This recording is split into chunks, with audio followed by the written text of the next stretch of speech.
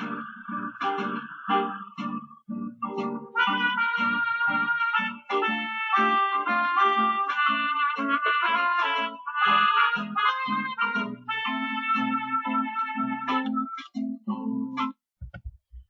guys, welcome back to my channel. And today I have another weird integral for you guys. So although I started my high school calculus video series again, I thought it would be best that I did my trig integrals and infinite sum and all the other part which is not high school calculus and high school calculus simultaneously, so that I get to maximize the quarantine free time that I have. So let's get to it as always. So we have the problem being defined as, let's call it I, is the integral from 0 to infinity of the natural log of e raised to x plus 1 divided by e raised to x minus 1 dx.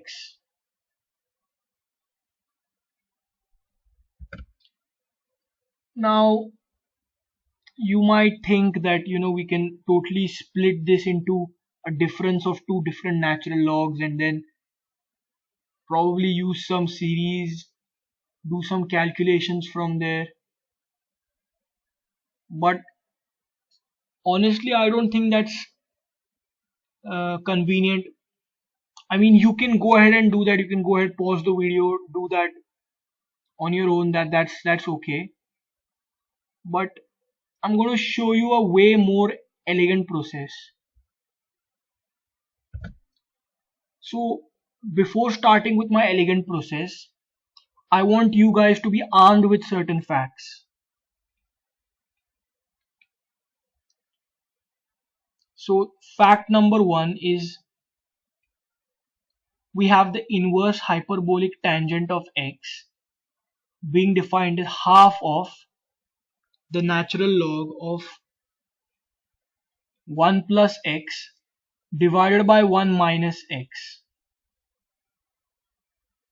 And if you remember, our integrand that we had a similar form. We had e raised to x plus 1 divided by e raised to x minus 1. So the only problem was the order of the denominator. In the definition of the inverse hyperbolic tangent of x, we had 1 minus x, rather the 1 minus the variable, but here we have variable minus 1, so we totally want to change the order. So let's go ahead and do that. So as I said, we want to change the order of the denominator, and the way we're going to do that is, say we have the integral from 0 to infinity, and we want both the variable in the numerator and the denominator to be the same. So since addition is commutative, let's write e raised to x as 1 over e raised to negative x plus 1. Same thing in the denominator, we write this as 1 divided by e raised to negative x minus 1 dx. Now let's perform our cross multiplication ritual. We have 1 plus e raised to negative x divided by 1 minus e raised to negative x dx. Well, look at that. Now our denominator is in the right order. It's a different variable, I agree, but at least we have it in the form of 1 plus variable divided by 1 minus variable inside the natural log. Now if you notice, we had a half in our inverse hyperbolic tangent definition, so let's multiply and divide by 2. So now I is nothing but, well, this inside this argument is nothing but the inverse hyperbolic tangent, so integral from 0 to infinity, twice of that because of this half, the integral from 0 to infinity of the inverse hyperbolic tangent, not of x, but what's the variable now, e raised to negative x. dx. Well, what do we do now? I mean, you might wonder that if I didn't know how to integrate the inverse hyperbolic tangent, why the hell did I define, why the hell did I convert my natural log expression into the inverse hyperbolic tangent? But don't worry, I always have a plan. So I would like to remind you about fact number 2. The Taylor series of the inverse hyperbolic tangent of x is going to be the sum from variable n equals 0 to infinity of that argument x to the 2n plus 1th power divided by 2n plus 1. So it's basically going to be x to the odd power divided by an odd number, same odd number. So it's basically a bunch of odd numbers if you like to think about it that way. So since we have to integrate the inverse hyperbolic tangent of x, using the Taylor series is going to be a great asset. So let's go ahead and do that. So as I said, now we're going to use the Taylor series for inverse hyperbolic tangent of x. So we have integral from 0 to infinity of inverse, instead of this inverse tang, I'm going to write this as sum from n equals 0 to infinity of, what's the variable now? It's e raised to negative x, right? So that raised to the 2n plus 1th power divided by 2n plus 1, but we still have to integrate it with respect to x, right? It was all inside this integral. So now very quickly I'm going to assume uniform convergence of both the sum and the integral. That enables us to interchange them. So we have 2 times the sum from n equals 0 to infinity. Whatever quantities only had n and no x can be pulled out of the integral basically. So 2n plus 1 only. And we have the integral from 0 to infinity of e raised to negative x to the 2n plus 1th power integrated with respect to x.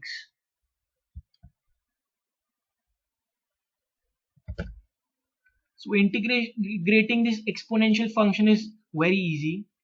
So if this 2 times the sum from n equals 0 to infinity of 1 divided by 2n plus 1, and since we have a negative, let's compensate that in the antiderivative, and we have e raised to negative x raised to, well, this thing essentially remains the same, it's the exponential function, but we divide by this coefficient we had on top, so 2n plus 1. But since it's a definite integral, we need to evaluate that from 0 to infinity. So writing this in a better way,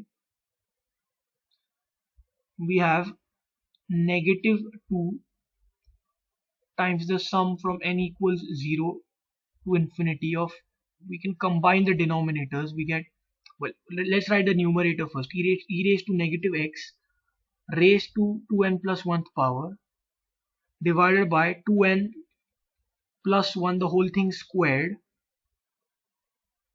and we have to evaluate that from 0 to infinity.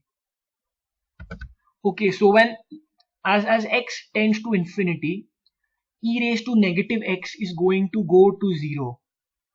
So for the first upper bound of integration, we end up with 0 minus negative 2, so we'll make it a positive 2 times the sum from n equals 0 to infinity, and when we plug in 0, e raised to 0 is 1, so 1 to the 2n plus 1th power divided by 2n plus 1 squared, but 1 to any power is just going to be 1 itself. So we have 2 times the sum from n equals 0 to infinity of 1 divided by 2n plus 1 squared. So our original problem I just gets converted into this series of this inverse square series of only odd numbers, right? Because for n equals 0 you have 1, for n equals 1 you have 3. So it's an inverse square series, but not of all natural numbers, only odd numbers. So it's weird, but we can still figure out what the it's going to result in, what value it's going to converge to. So let's play with that on the next page. See you there. So we have I now to be 2 times the series from n equals 0 to infinity of 1 over 2n plus 1 squared. So let me just, to give you some perspective, let me just write it down. So when n is 0, we have 1 divided by 1 squared, plus when n is 1, we have 2 times 1 plus 1 is 3. So 1 divided by 3 squared plus 1 divided by 5 squared, and this goes on till infinity. But what does this remind us of? It reminds us of this sum from n equals 1 to infinity of 1 over n squared, right? The normal inverse square series. Here we had the inverse square series, but we had odd numbers. This is the inverse square series where we have all um, natural numbers. So it's 1 over 1 squared plus 1 over 2 squared plus 1 over 3 squared till infinity. And we know that this converges to pi squared over 6. So we have to use this fact when we are playing with our original series, our problem series. So we have I. Why don't we try to, well, this series is missing those even terms, right? That will make it our normal inverse square series. So let's add and subtract those even terms. So 1 plus 1 squared plus 1 over 2 squared plus 1 over 3 squared plus 1 over 4 squared plus 1 over 5 squared, and this goes on till infinity, minus 2 times, well, in our original series we did not have this 2, this 4 squared, this 6 squared, all these even terms. So let's subtract them, so, just to maintain equality. So 1 over 2 squared plus 1 over 4 squared plus 1 over 6 squared, and that goes on till infinity again. So with I being equal to, now this top portion is just 2 times the sum from n equals 1, sorry, to infinity of 1 over n squared, minus, why don't we, well, looks like we have only even terms, right? Why don't we factorize a 2 squared from the denominator, because 4 squared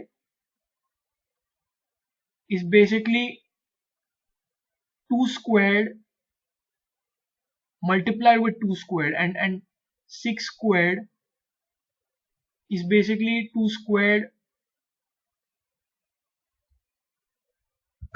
6 squared is just going to be 2 squared times 3 squared, right? You can check this if you want. So we can have a factor of 2 squared removed because that's common everywhere. So if we remove that, we have 1 over 1 squared plus this becomes 1 over 2 squared plus 1 over 3 squared, and this goes on till infinity again. Well, we know this series, right? This is, I just said, pi squared over 6 minus 2 squared is 4, so 2 by 4 is a half. what is this series again? Again, this is sum from n equals 1 to infinity of 1 over n squared, right? All positive integers now, right? This is going to be pi squared by 3 minus half of, well, this is again pi squared by 6. So we have pi squared by 3 minus pi squared by 6 into 2 is 12. So finally we end up with an answer I is equal to pi squared by 4. So it's really fascinating how the pi pops up again out of nothing, and you know how the integral in itself reduces to this exotic series of odd inverse squares.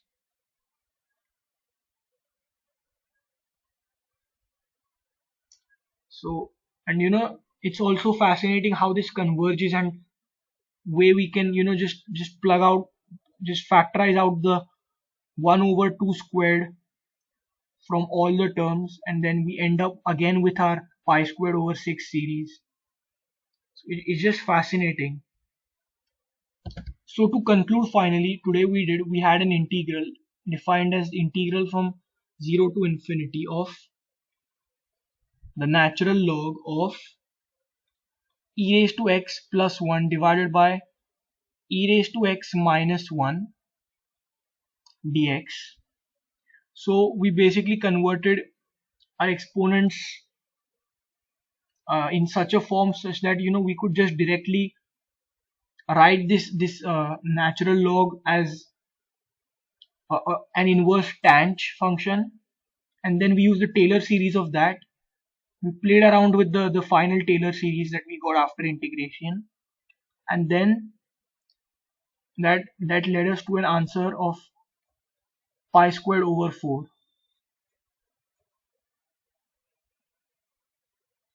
So it's really fabulous, and, and a beautiful result if you ask me. So that's it for this video, guys. Please like, share and subscribe to my channel. Recommend me to your friends, mathophiles, number files, or people who are interested in this kind of stuff. I don't know, just recommend me. I mean, I need to be famous, right? So stay in, stay safe, and have a great day. Peace out.